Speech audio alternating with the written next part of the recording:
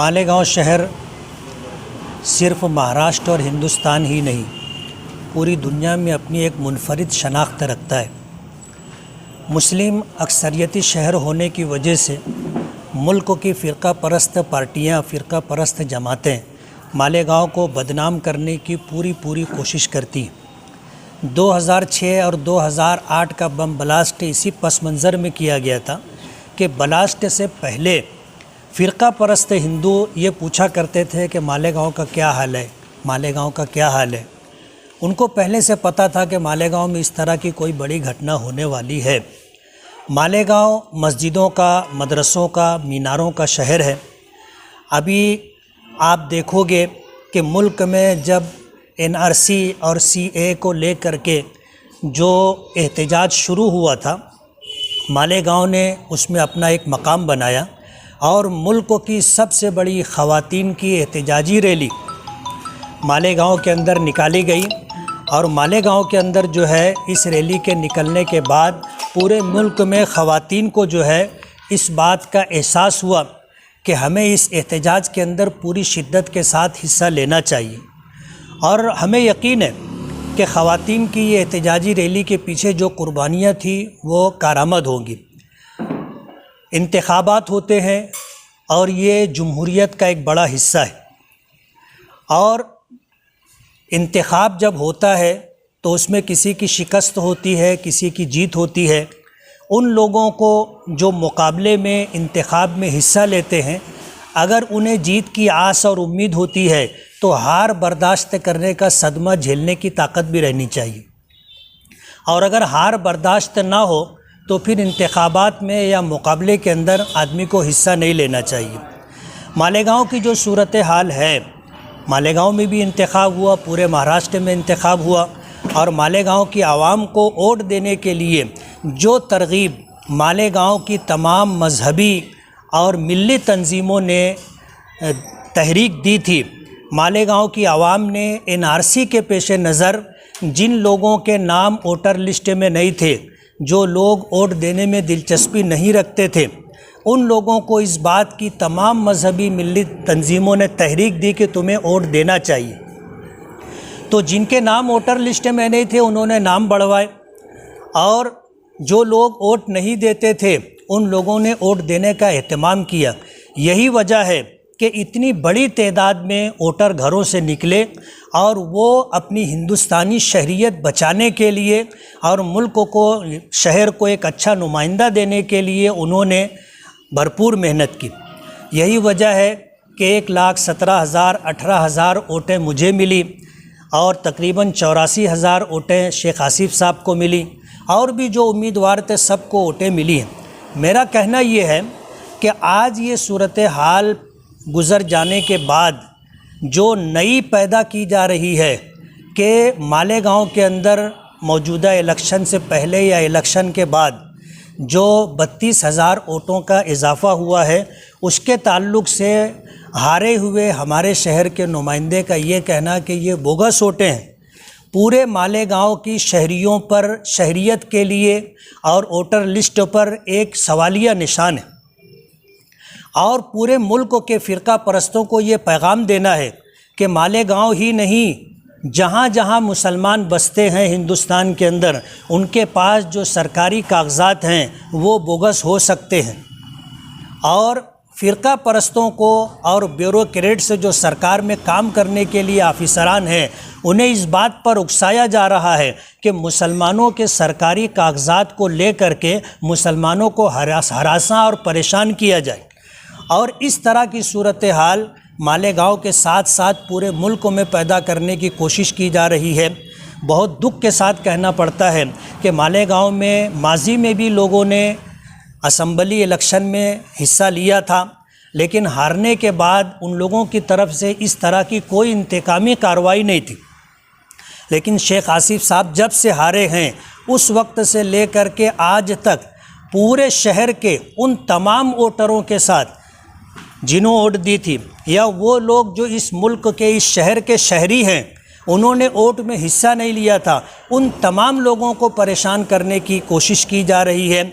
चाहे वो मज़दूर हो, चाहे कारखानेदार हो, चाहे साइजिंग का मालिक हो, یا زندگی کے اور شعبوں میں جو لوگ ہیں ان لوگوں کو جس طرح اکسا کر کے آپس میں لڑانے کی کوشش کی جا رہی ہے، یہ مالیگاؤں کے لیے انتہائی نقصان دہ ہے۔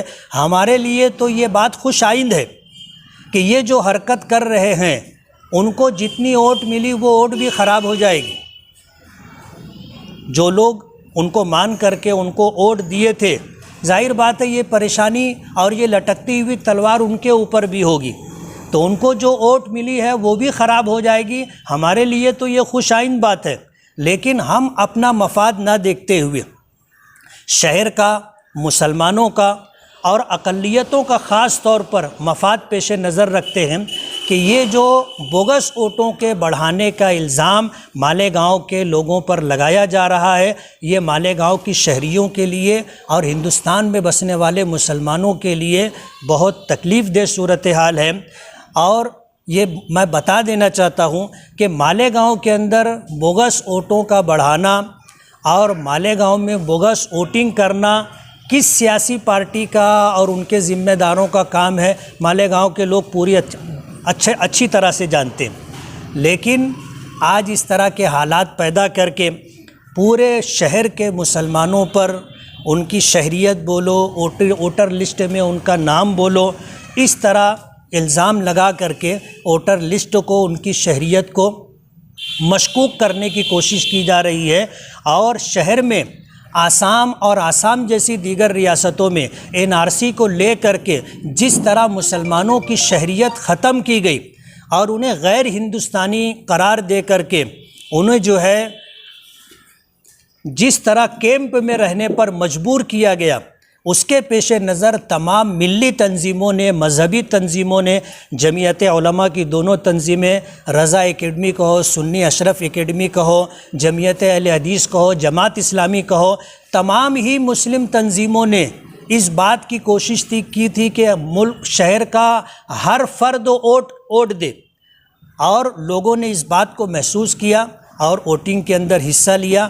جو نتیجہ آنا تھا وہ نتیجہ آیا، لیکن یہ انتقامی جذبے کے پیش نظر فرقہ پرستوں کو اور مالیگاؤں شہر کو بری نظر سے دیکھنے والے لوگوں کی جو درپردہ مدد کی جا رہی ہے، یہ مالیگاؤں کے لیے اور مالیگاؤں جیسے شہر جہاں مسلم آباد ہے اکثریت میں، ان کے لیے بہت تکلیف دہ بات ہے۔ ایسے حالات کے اندر مالیگاؤں کی عوام کو یہ سوچنا چاہیے کہ آج ان کی شہریت پر آنے والے دنوں میں NRC اور CA کے تحت جو قانونی کارروائی ہونے والی ہے، اس میں ان کے دستاویزات کو بوگس ثابت کرنے کے لیے ماجی عامدار شیخ آصف صاحب جو حرکت کر رہے ہیں، یہ مالیگاؤں کے لوگوں کے ہت میں نہیں ہے، مالیگاؤں میں بسنے والے لوگوں کے لیے انتہائی نقصان دہ ہے۔ ہم نے جو محنت کی تھی تمام مذہبی ملی تنظیموں نے مل کر کے اس کے اوپر پانی ڈالنے کی ایک کوشش ہے، ناکام کوشش ہے۔ میں اس موقع پر آپ کے ذریعے سے مالیگاؤں کی عوام تک یہ پیغام پہنچانا چاہتا ہوں کہ ابھی مرکزی سرکار نے NRC کے تعلق سے جو بھی ضابطہ تیار کرنا ہے اس کے لیے 3 مہینے کا مزید موقع مانگا ہے۔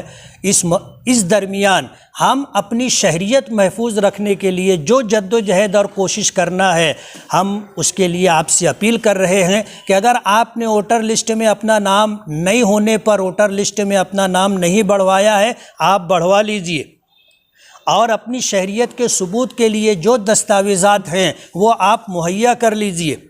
یہ ہمارے لیے، ہماری آنے والی نسلوں کے لیے، ہمارے مستقبل کے لیے انتہائی ضروری ہے۔ اور آج ہارے ہوئے نمائندے شیخ آصف صاحب پورے شہر کو تکلیف میں ڈالنے کا جو کام کر رہے ہیں، اس کے پیش نظر شہر کو، شہریان کو بیدار رہنا چاہیے۔ یہ اپیل آپ کے ذریعے سے ہم لوگوں تک پہنچانا چاہتے ہیں۔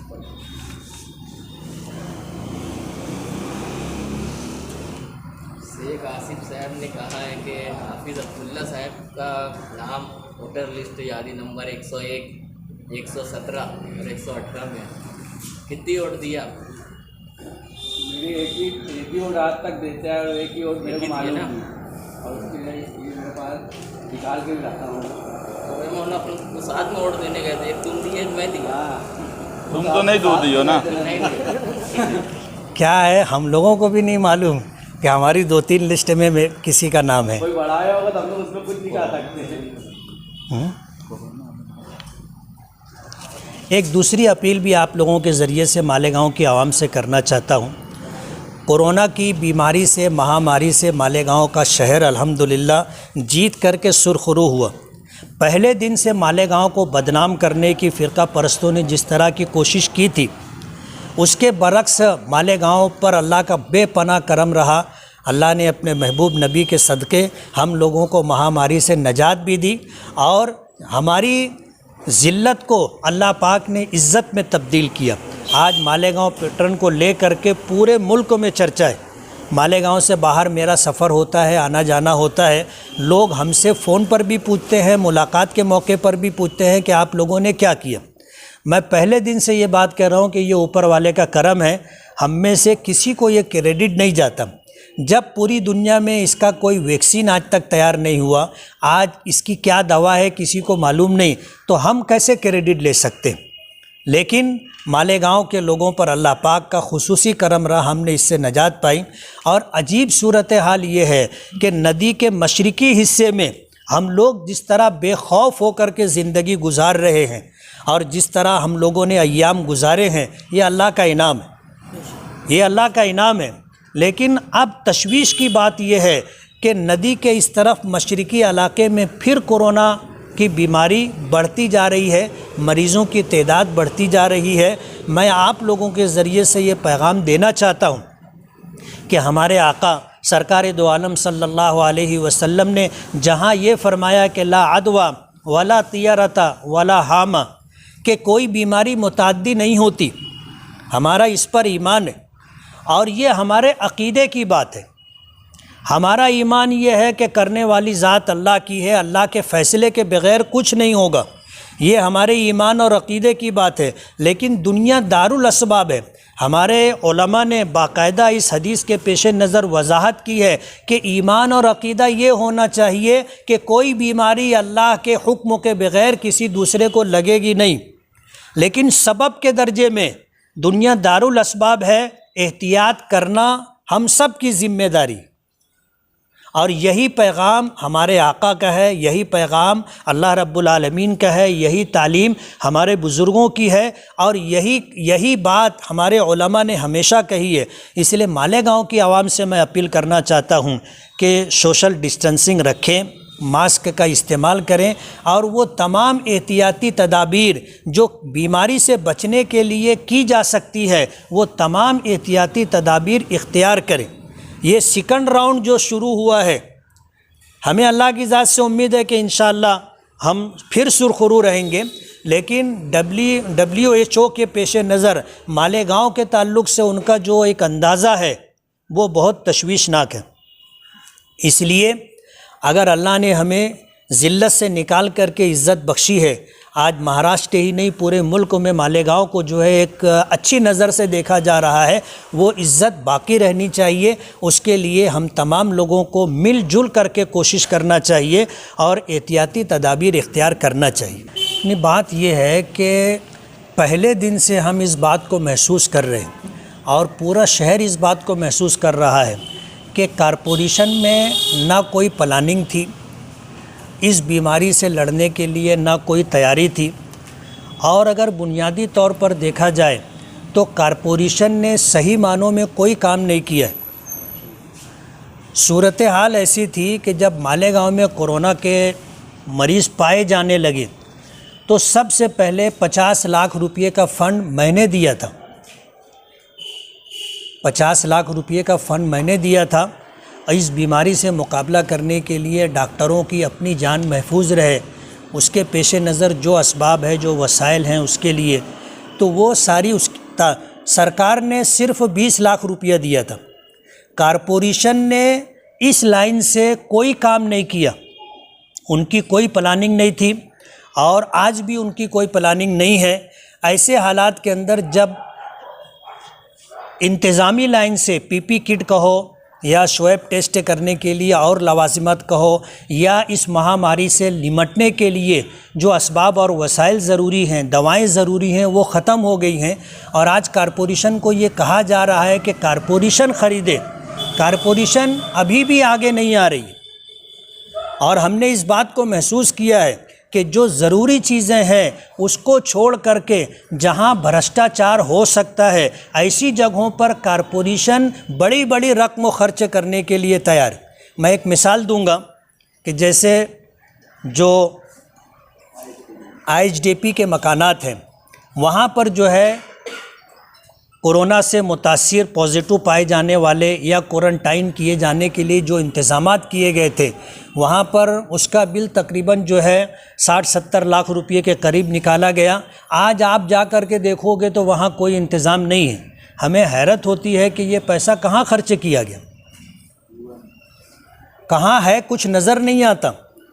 اور اس کے بعد اب دیگر ہاسپٹل کے اوپر عجیب صورتحال ہے کہ کارپوریشن وہاں پر خرچ کر رہی ہے، کروڑ سوا کروڑ روپیہ خرچ کر کے وہاں سارے انتظامات کارپوریشن کر رہی ہے، اور اس عمارت کا کرایہ بھی کارپوریشن دے رہی ہے۔ یعنی کارپوریشن وہاں پر انتظامات بھی کر رہی ہے اپنے پیسے سے، اور پھر اس ہاسپٹل کے لوگوں کو کارپوریشن کرایہ بھی دے رہی ہے۔ ظاہر بات ہے دونوں میں سے کوئی ایک رقم خرچ ہونی چاہیے تھی۔ جب وہ کرائے پر دے رہے ہیں تو سارا انتظام کر کے دینا ہاسپٹل کے لوگوں کی ذمہ داری تھی، جبکہ انہوں نے کچھ کیا نہیں۔ کارپوریشن ہی خرچہ کر رہی ہے، کارپوریشن ہی کرایہ دے رہی ہے۔ تو جہاں بھرشٹاچاری ہو سکتی تھی کارپوریشن وہاں بہت زیادہ انٹرسٹڈ ہے، لیکن جس سے عوام کو اور پبلک کو فائدہ ہوگا وہاں کارپوریشن کچھ خرچہ کرنے کے لیے تیار نہیں ہے۔ ایسے حالات کے اندر اگر کارپوریشن اپنی ذمہ داری پوری نہیں کرتی ہے اور مریضوں کی تعداد بڑھے گی تو مالیگاؤں کے لیے بہت تکلیف دہ صورتحال ہوگی۔ اس لیے کارپوریشن کے ذمہ داروں سے ہم یہ کہنا چاہیں گے کہ مالیگاؤں کے خون پسینے کی کمائی جو ٹیکس کی شکل میں آپ کے خزانے میں جمع ہوتی ہے اس کا صحیح ایماندارانہ خرچ ہونا چاہیے۔ بار بار کوشش کے بعد بھی سول ہاسپٹل کو آپ یعنی آپ کی ذمہ داری تھی اس کو آپ کووڈ کا ہاسپٹل بنا نہیں سکے، تو یعنی یہ آپ اس میں کم پڑ گئے یا پھر سرکاری مشنری آپ کی مان نہیں رہی؟ نہیں، صورتحال یہ ہے کہ مہاراشٹر کے اندر مہاراشٹر میں سرکار NCP، کانگریس اور شیو سینا کی یہ مہا وکاس اگاڑی بنائی گئی ہے۔ ستہ میں کانگریس پارٹی ہے، ستہ میں NCP ہے، ستہ میں شیو سینا ہے۔ آپ نے وہ بیان ماضی آمدار شیخ آصف صاحب کا سنا ہوگا کہ میں کسی صورت کے اندر سول ہاسپٹل کو کووڈ سینٹر نہیں بننے دوں گا۔ کس کی ہمت اور طاقت ہے؟ ہم تو ایک ایسی سیاسی جماعت سے تعلق رکھتے ہیں جس کو بدنام کرنے کے لیے تمام سیاسی پارٹیاں ایک ہو جاتی، اور آپ کو بھی اس بات کا پتہ ہے کہ ہم نے اب نمائندگی کے لیے پوری طاقت کے ساتھ ہیلتھ منسٹر سے ہم نے بات کی تھی کہ جب آپ کے پاس ایک ہاسپٹل ہے جس میں 200 بیڈ ہے، جب آپ کے پاس اس ہاسپٹل کے لیے پورا اسٹاف ہے، جب اس ہاسپٹل میں آپ ساری سویدھا کر کے دینے کی بات کرتے ہیں تو اسے کووڈ سینٹر بنایا جائے۔